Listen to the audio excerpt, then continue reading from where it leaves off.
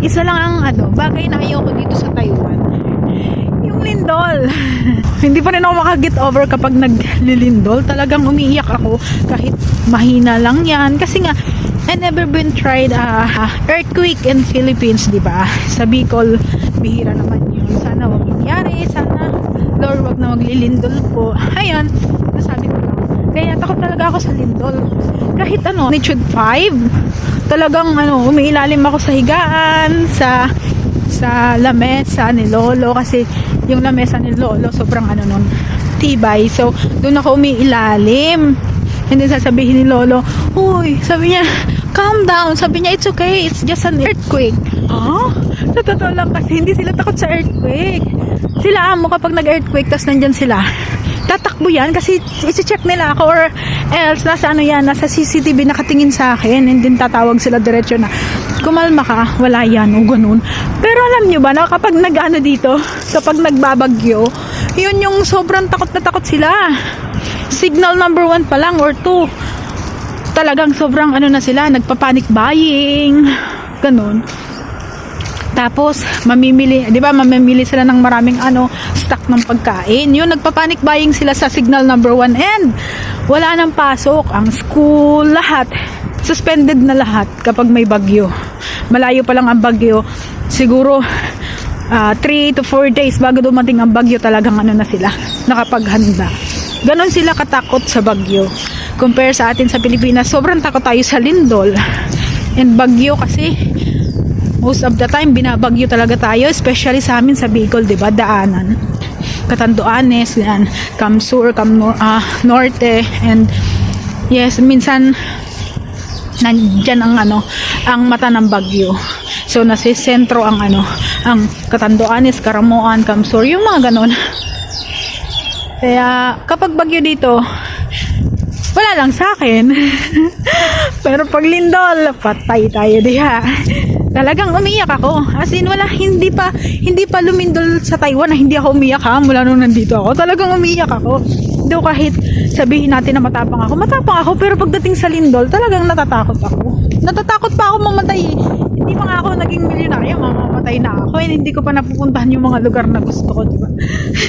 Yun yung ko. And then, syempre, yung future ng anak ko, gusto ko, okay na bago man lang ako mawala. Yan kasi yung minsan iniisip ko pag naglilindol. And then yung mga kaibigan ko, mga pinsan ko, magchat-chat yan, okay ka lang. Kasi alam nila na till now, takot ako sa lindol. Actually, naglindol ng 26 ng December, diba? After Christmas. Pero mahina lang. Magnitude 4. 4.6 yata yun. Pero grabe Dama ko yun. Dama ko talaga pag naglilindol. Minsan nakahiga ako, tapos biglang umalog. Talagang, takbo na ako kay Lolo. Kasi minsan, si Lolo kasi, kahit ganyan si Lolo, may dementia. Pinapalakas niya yung loob ko. Sasabihin niya, wala yan, malakas, strong ang house ko, yung ganun. Huwag kang matakot, strong ang house ko. Sabi niya, calm down, sabi niya, drink water. Ganun, yung mga ni Lolo sa akin, mga banatan. So, tumatakbo ako sa kanya tuwing may lindol kasi nga kino-comfort niya ako, diba? And lagi niya sinasabi na lindol lang yan, diba? Para sa kanila, lindol lang yan. Before naman, nung nasa Chai ako, lumindol ng malakas na yun, 5.6. Malakas, nasa labas kami nun. Talaga, nag-ano ako ng pagkain ng pusa, tapos biglang umalog. Ang sigaw ko, grabe. Tapos tinginan lahat ng mga sa factory. Kasi nasa factory ako noon, patahian. So, tinginan silang lahat sa akin. Kasi ako lang yung nag-iisang sumigaw.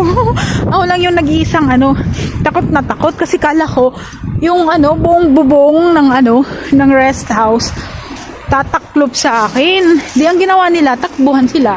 Kinuha nila ako, tapos dinala nila ako sa open place. And niyakap ako ng boss ko, sabi niya, it's okay, sabi, tapos nagtawanan na sila. And then yung kaibigan ko si Diana, wala lang, kasi sanay na siya.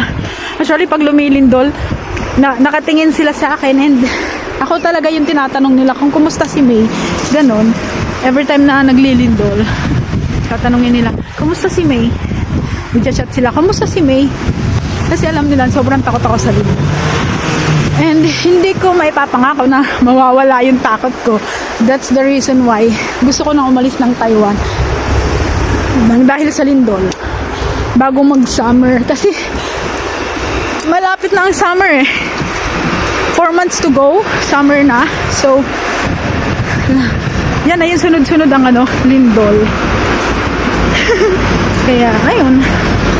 And actually, mula nung nandito na ako sa Taiwan, though hindi naman connected talaga, walang connection ng ang summer or winter, ayan yung weather sa lindol. Pero most of the time, pagod. Yung dito, yung lindol is sunod-sunod kapag summer time. Lalo na pag sobrang init ng panahon. Yung talagang kahit naka-aircon ka na talagang mararamdaman mo yung init sa labas. Ganun. Tagaktak talaga. Sobrang init dito compare sa Pilipinas pag summer. And ayan, maya-maya ang lindol. Pero pag winter, hindi. One time lang nung December 26 winter na di ba? Lumindol ng 4.6. Ayun, yun na yan, pauwi na ako. That's all for today's video. Mag-ingat po ang lahat and uminom ng maraming tubig. Huwag kalimutang mag-pray. God bless you all.